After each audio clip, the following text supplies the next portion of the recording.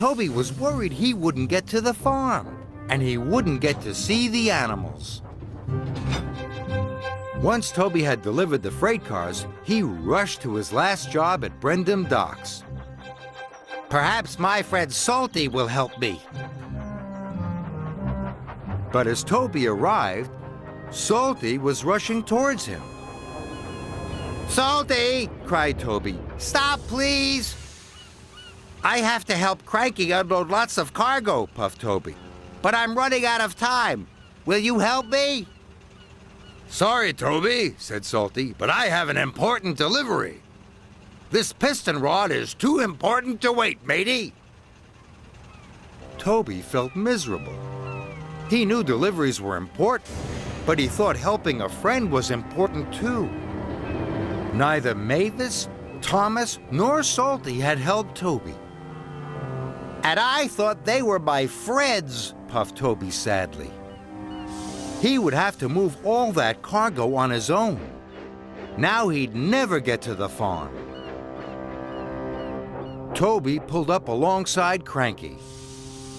"What are you waiting for?" Cranked Cranky. "I'm here to pick up the cargo," said Toby sadly. "The ship's been caught in rough seas," Cranky snapped. "The cargo won't be here till morning." Toby was delighted. Now he'd have time to get to the farm. So he raced off. Then Toby saw Henry in a siding. "Where are you going in such a hurry?" wheezed Henry sadly. Toby told him all about wanting to go to the farm, and all about Mavis and Thomas and Salty. "I thought friends helped each other," Toby wished, "but they were all too busy to help me."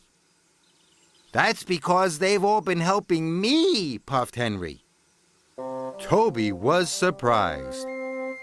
"I broke down," said Henry, "so Mavis brought my special coal.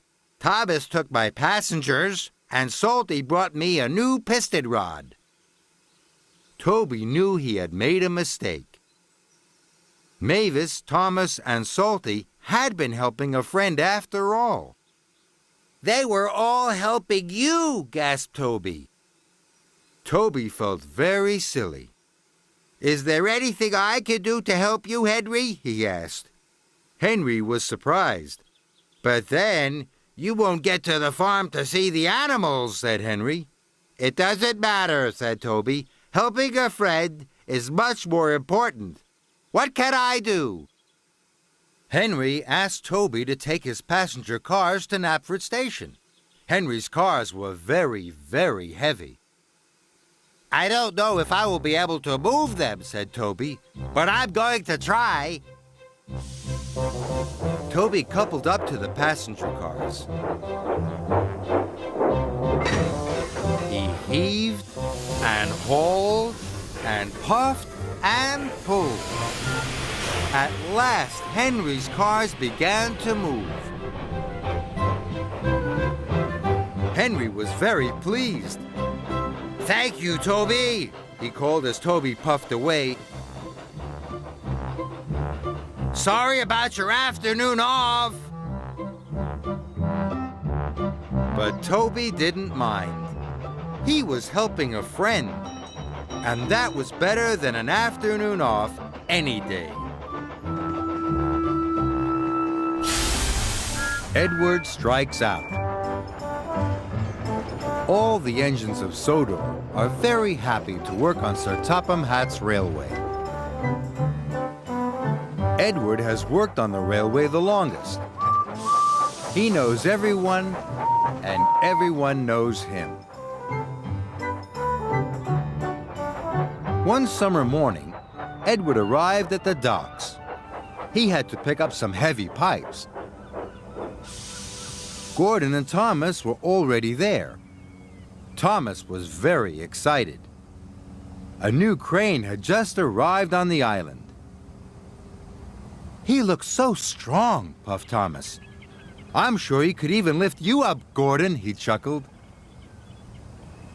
Gordon didn't think this was funny, and Thomas chuffed away.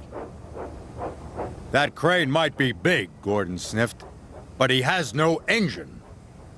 He can't move unless another engine pulls him. Edward looked at the crane. Gordon was right. Then I don't think he can be really useful, chuffed Edward slowly. Quite right, Edward, huffed Gordon. He will only get in the way. Just then, Percy arrived. He was very excited to see the new crane, too. He's not very useful, boomed Gordon. He will only get in the way, echoed Edward. New-fangled nonsense, wheezed Gordon, and he chuffed off. What's a new-funneled nuisance, Edward? Peeped Percy. New-fangled nonsense, Percy, Puffed Edward, as grandly as he could. It's something that is new and not really useful.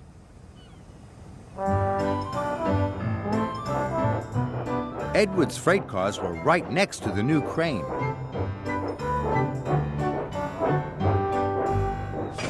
My name's Rocky, the crane smiled at Edward. I'm Edward, puffed Edward. Can I come with you? Asked Rocky. I could help you with those heavy pipes. I don't need your help, sniffed Edward. New-fangled nonsense. And he puffed off quickly, before the pipes had been properly tied down. Edward was approaching a signal.